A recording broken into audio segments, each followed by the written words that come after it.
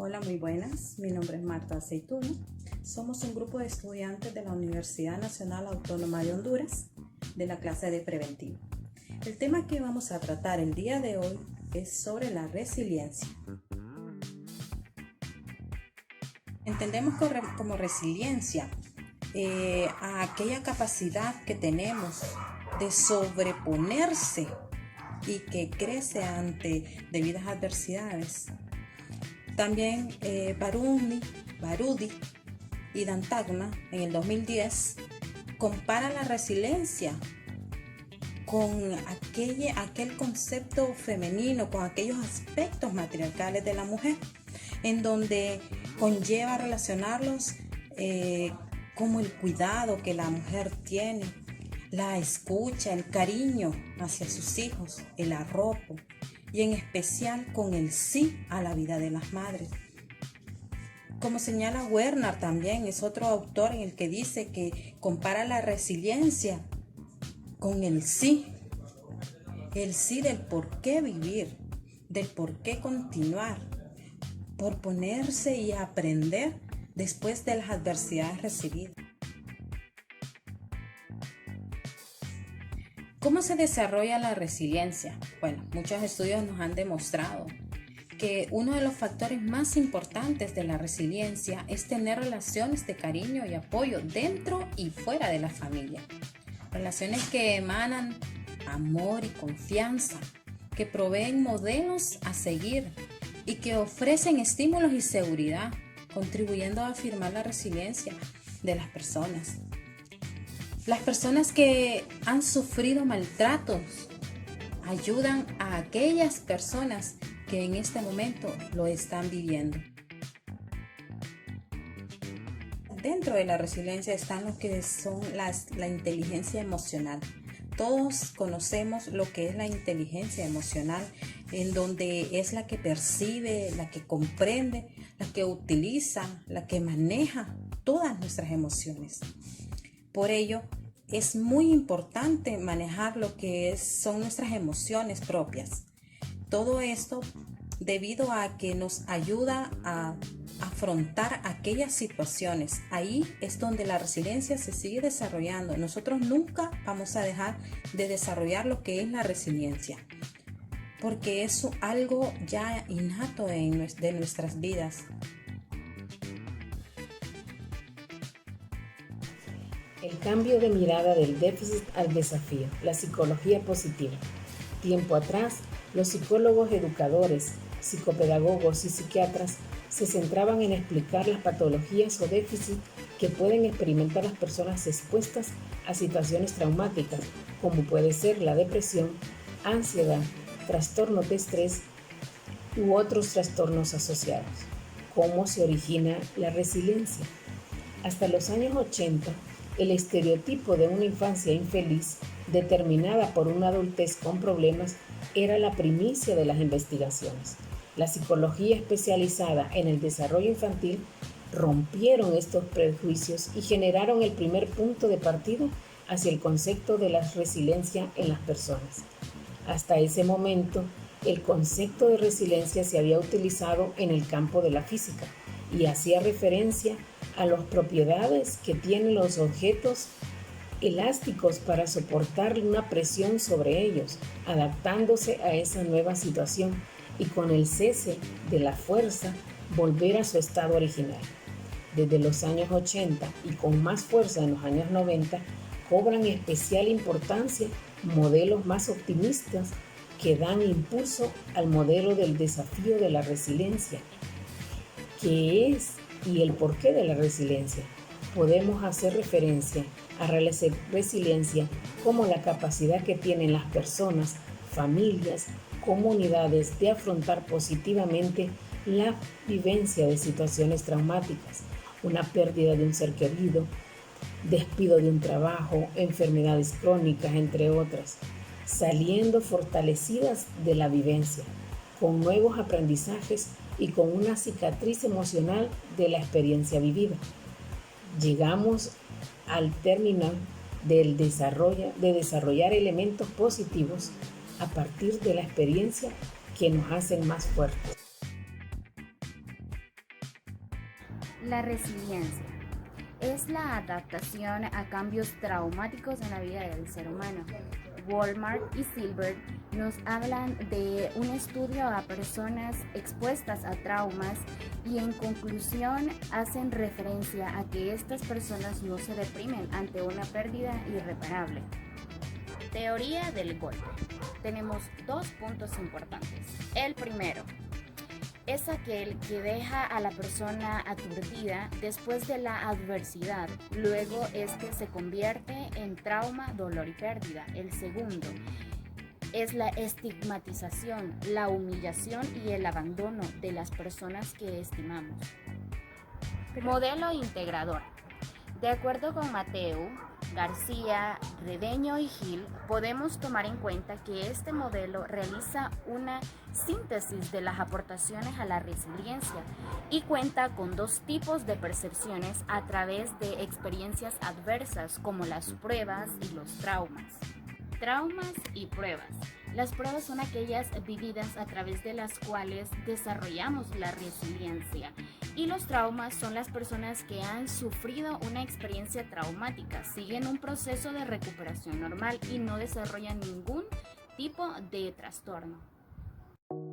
Hola a todos, somos estudiantes de la carrera de Psicología, pasantes de la asignatura de Psicología Preventiva, y en este espacio nos dedicaremos a hablar sobre los factores de riesgo y los factores de protección que afectan la resiliencia de los niños. Estos pueden y deben ser tomados en cuenta por los maestros y maestras para así poder ser sistemas de ayuda para sus estudiantes. Los factores de riesgo son aquellas características de una persona, familia o comunidad que tienen la potencialidad de afectar la salud. Se clasifican en 4 categorías. Una situación perturbadora, que usualmente está ligada a la relación con los padres, su condición de salud, su ausencia o su pérdida. Factores sociales o ambientales, que usualmente tienen que ver con las condiciones socioeconómicas del hogar. Problemas crónicos de salud en el entorno cercano, por ejemplo, epidemias. Y catástrofes naturales, que pueden ser conflictos armados o desastres naturales. El amor es una necesidad vital, por lo que las consecuencias tempranas por un apego inseguro son casi siempre reversibles por medio del amor. Los efectos de los eventos traumáticos son menos nocivos cuando son causados por la naturaleza y hacen heridas más profundas cuando son causados por otras personas. El apego inseguro es un factor de riesgo de gran importancia. El apego se genera en los primeros años de vida y sienta las bases para el desarrollo de mecanismos de autorregulación fisiológica y afectiva, que ayudará al individuo a enfrentar la vida en el futuro. El apego no solo tiene efectos beneficiosos en la salud mental y emocional del niño, también se manifiesta en cambios fisiológicos. Existen factores de intencionalidad como las adversidades, las cuales forman parte de toda la vida, catástrofes naturales, es decir, desastres naturales como los huracanes, tornados, inundaciones, terremotos, que de muchas maneras pueden afectarnos. Por último, las atrocidades que implican intencionalidad por parte de quien las ejerce. Es importante diferenciar un golpe de la vida de un trauma. Solo tras el trauma hay un nuevo desarrollo vital. Los factores de protección son aquellos que mejoran las respuestas de una persona ante algún peligro. Estos pueden ser factores internos y factores externos. Los factores internos son cualidades personales que protegen a los individuos y a su salud. La prevención de experiencias traumáticas en niños implican en reforzar las cualidades de cada niño o niña. Para tener una buena resiliencia necesitamos aplicar la introspección, la independencia, la capacidad de relacionarse con las demás personas, la iniciativa, el buen humor, la creatividad y la moralidad. Como por ejemplo, dejar a nuestros hijos que tengan el poder de elegir, dejar que nuestros hijos puedan tomar la propia iniciativa de ayudar, enseñar a nuestros hijos y asignarles tareas. Los factores de protección externos son características intrafamiliares y extrafamiliares que apoyan el desarrollo óptimo de las personas. Las intrafamiliares son aquellas que se encuentran dentro de la familia, como el afecto de los padres y su presencia. Cuando hay una diferencia en los factores intrafamiliares, por ejemplo, un padre ausente, los factores intrafamiliares adquieren roles más importantes en la vida del niño, como un maestro o una niñera que se convierte en un tutor o una tutora de resiliencia. Por estas situaciones es importante el papel de profesores resilientes en las escuelas. Estos profesores podrán potenciar la resiliencia en sus estudiantes de forma directa cuando el alumno se les acerque o de forma indirecta por medio de una amistad cercana del niño en cuestión. Un niño no podrá desarrollarse si no puede encontrar a su alrededor una persona que la envuelva o tutorice su desarrollo. De esta manera, los tutores que están a cargo ayudan al niño a superar las situaciones que los han marcado y han dejado con problemas, como por ejemplo en este caso la ausencia o la pérdida del padre. Muchas gracias por su atención. Sigamos fortaleciendo la resiliencia en nuestros niños.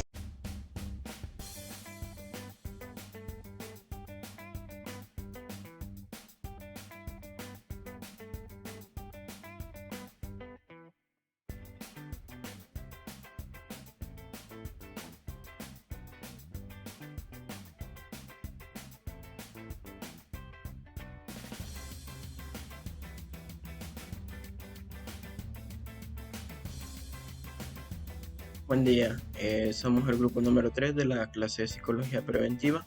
En este video veremos lo que es la resiliencia en la escuela y en la familia. Para empezar veremos lo que es la resiliencia en la escuela. Una pregunta que suele repetirse cuando vemos la resiliencia es ¿dónde y cómo podemos generarla?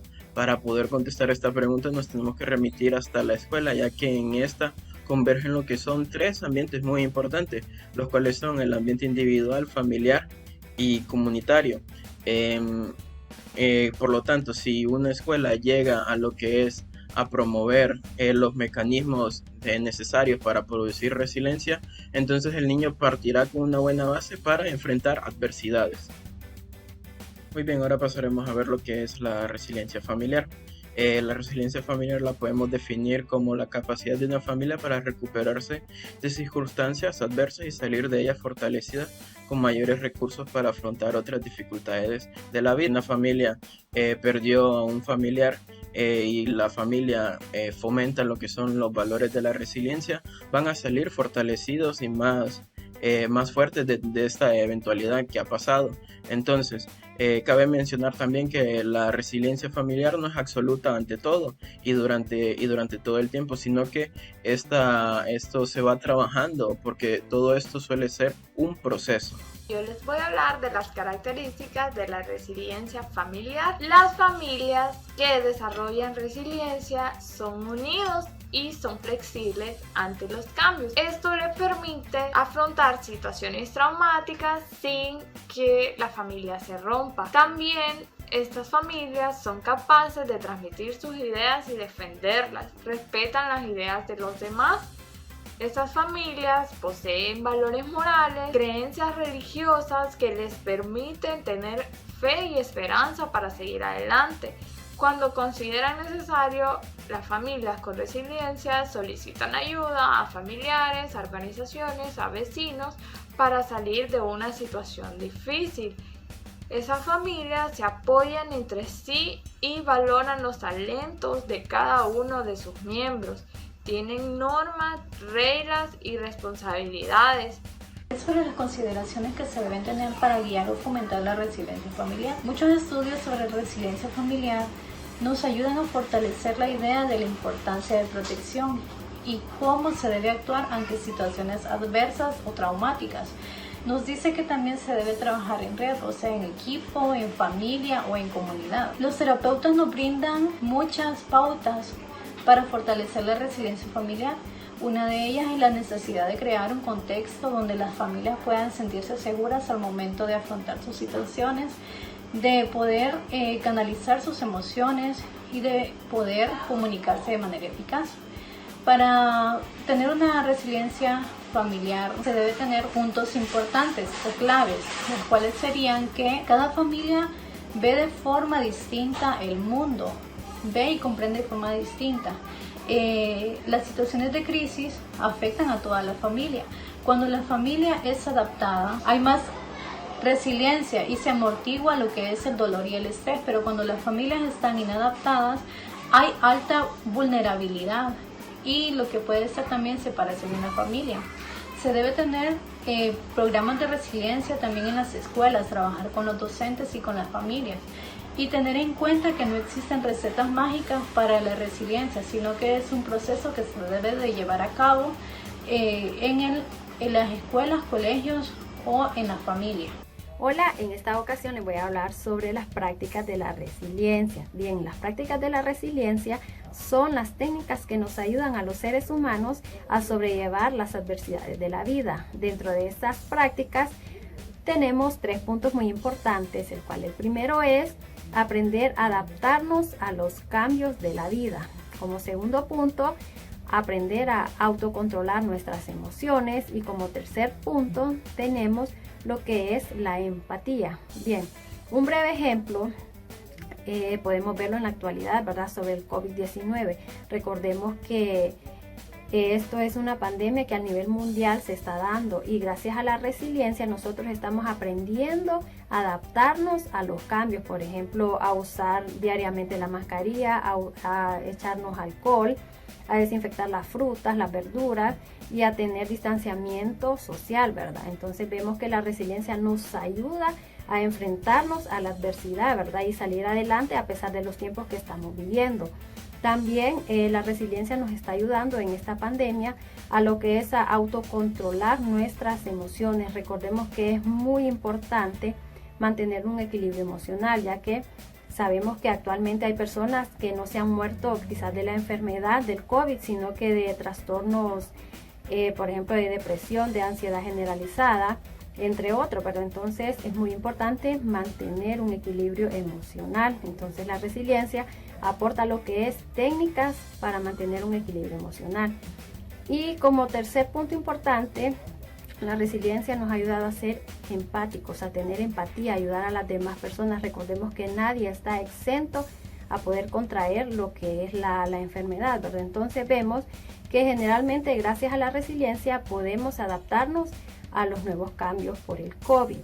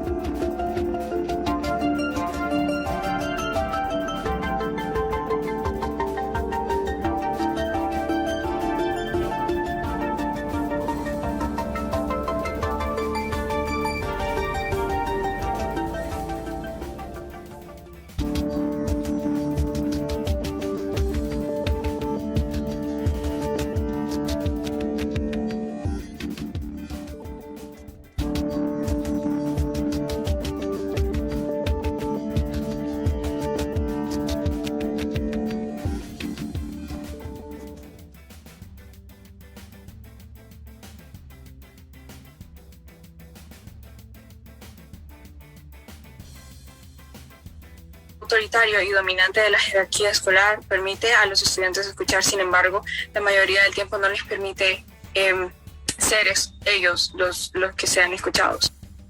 Esto le da a entender al estudiante que él está ahí nada más para escuchar y para memorizar, para acumular palabras y para hacer lo que el maestro le dicte, creando así pues una dictadura sobre el estudiante básicamente. Esta forma de enseñanza genera un conocimiento materializado que en lugar de educar para crear desarrollo eficaz en la vida del niño, le enseña que debe competir y que los demás no están de parte suya. Esto solo lo adentra más a la cultura individualista en la que vivimos. Por lo tanto, eso crea falta de compromisos con su comunidad y por ende conformismo social cuando el niño se vuelve adulto. Asimismo, se crea esta separación entre el niño y aquellos que le rodean. Para poder anular el conformismo social, debemos enseñar valores y conocimientos estructurales al estudiante. Para ello, los maestros deben crear vínculos y deben estimular al padre para que éste sea parte del desarrollo del niño y la confianza que se le brinda al maestro pueda ser transmitida al niño, con la finalidad de formar habilidades de inteligencia emocional, crear asertividad y resiliencia en los niños. Por supuesto, basándonos en las habilidades prácticas y otros elementos como el contexto familiar del estudiante. Los valores deben ser impartidos desde los padres. El modelo de cultura colectiva debe estar presente en la educación, creando actividades que promuevan el trabajo en equipo y creando así una perspectiva de importancia hacia todos los niños por parte de los padres. De ese modo, las características egoístas disminuyen desde el hogar, siendo reemplazadas por características de colaboración. Y en lugar de crear competencias con teorías mecánicas que han sido solo puestas ahí para que el niño pueda repetirlas, el infante aprende a tomar sus propias decisiones y puede responsabilizarse por el conocimiento que adquiere. Otro elemento que debe ser muy importante es la participación de los padres dentro de la creación de normas que debe seguir el estudiante, ya que cada estudiante tiene habilidades y capacidades diferentes. También deben ser reconocidas por los estudiantes. De este modo puede haber un habla y una escucha activa sobre lo que los estudiantes necesiten y al mismo tiempo se les demuestra aceptación de sus necesidades a la fortaleza. De este modo generamos fortaleza en el estudiante.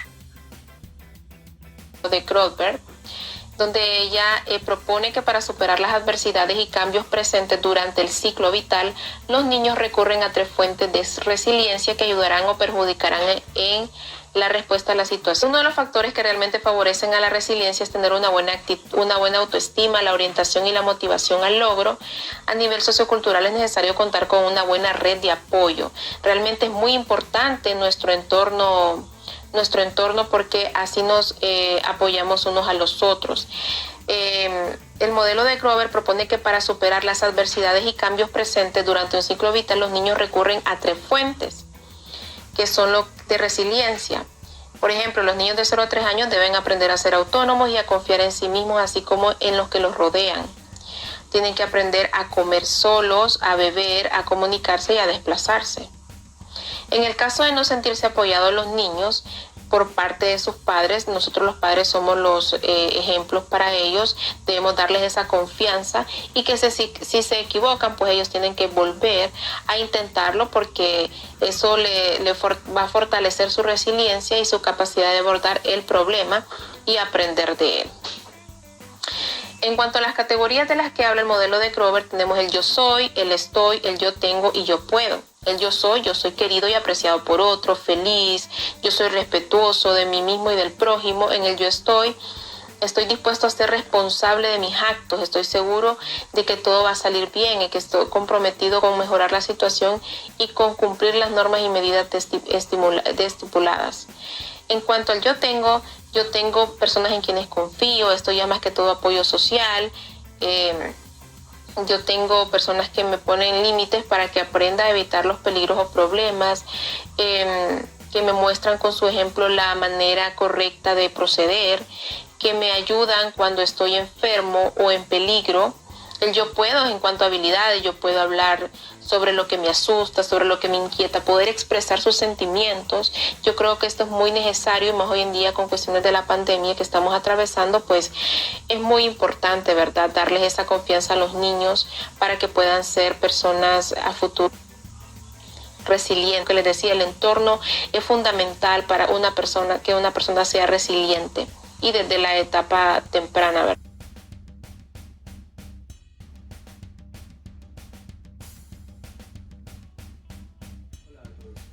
El día de hoy les traigo muy interesante y se trata de la educación emocional.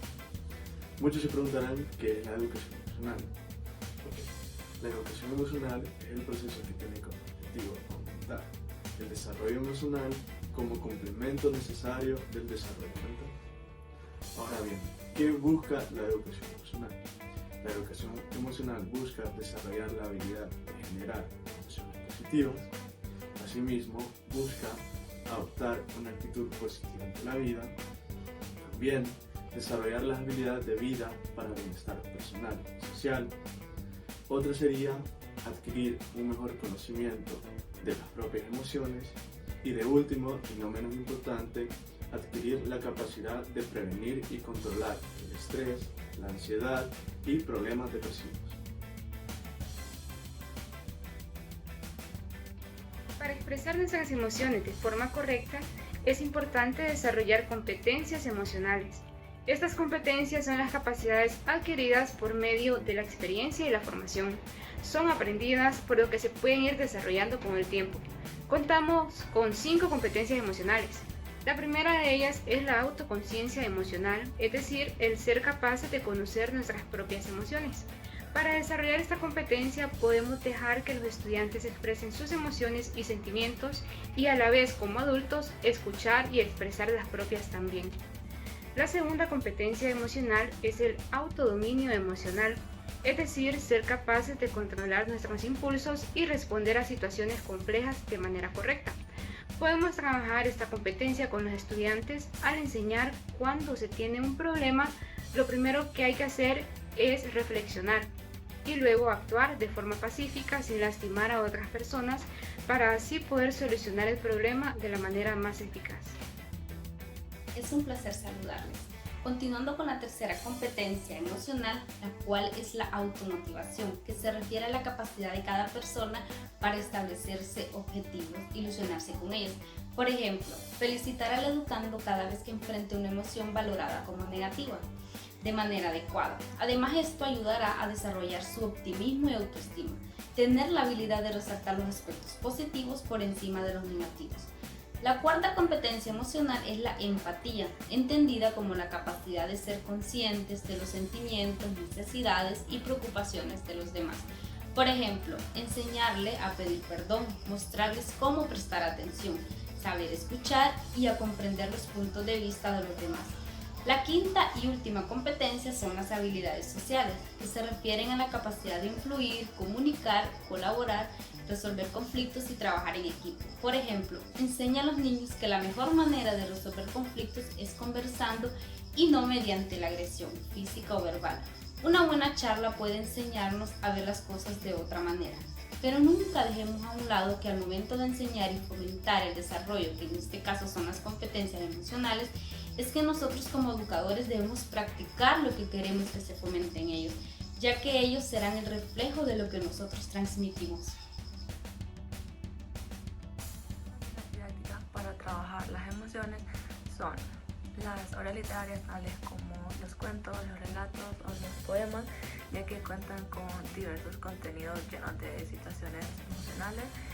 Las películas, que permiten realizar un análisis de las emociones de los personajes y también las sensaciones o incluso las emociones en el espectador. Luego está la música, la cual se enfoca en procesos internos del autor, y luego el arte, que por ejemplo la danza, que permite expresar sentimientos, emociones o ideas de una forma más creativa y memorable. Con estas actividades o didácticas se busca que el estudiante aprenda la diversidad emocional, que fomente la percepción y la comprensión tanto de los sentimientos propios como ajenos, y también que le permita observar cómo las distintas emociones y las diversas formas en las que los individuos pueden expresarlas motivan distintos comportamientos.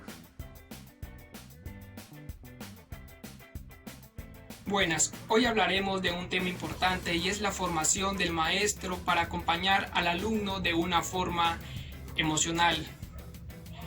En las escuelas hemos visto la necesidad de un acercamiento emocional hacia los alumnos, y esto implica que el maestro trabaje sus propias emociones, y lo puede hacer desde dos formaciones. La formación inicial, que es la que pretende crear una asignatura donde se trabaje las emociones del maestro para que éste después contribuya al alumno.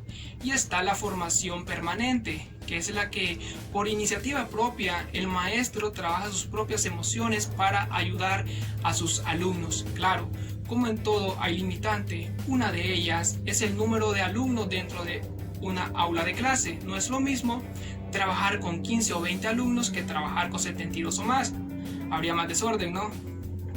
Un ambiente sano de aprendizaje implica reflexión, implica dignificarse e implica adquirir conocimiento de una forma emocionalmente adecuada. Gracias. Buenas tardes. Para complementar la información de mi compañero, yo les hablaré sobre las competencias emocionales. Para ser específica, hablaré sobre el modelo de competencias emocionales de Izquierda y Pérez, que define las competencias emocionales como el conjunto de conocimientos, capacidades, habilidades y actitudes necesarias para tomar conciencia, comprender, expresar y regular de forma apropiada los fenómenos emocionales. Desde este modelo, las competencias emocionales se estructuran en 5 grandes competencias o bloques.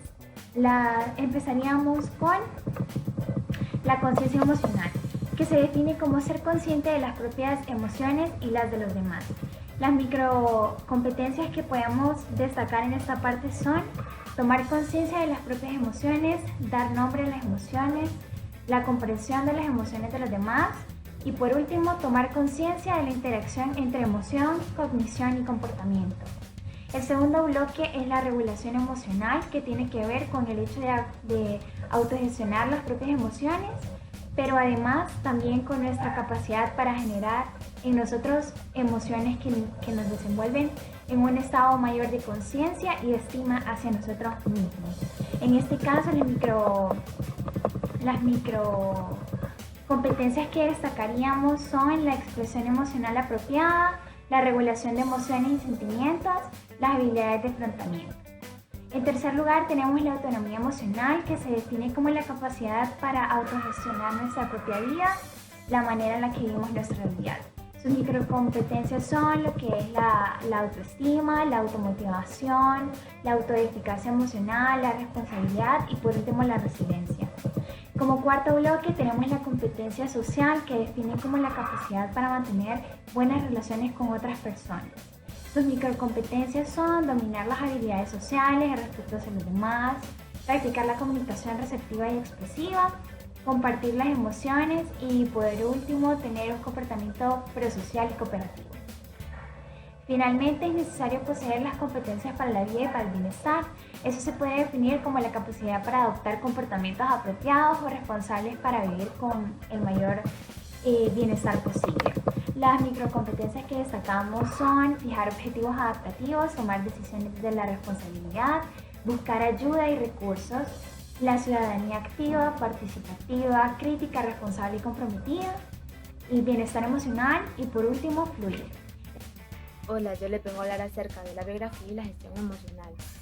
Es muy importante que tengamos presente 2 elementos. El primero es poder mirar hacia el pasado para poder conocernos mejor, sanar heridas y tener una mayor comprensión del por qué ciertas acciones.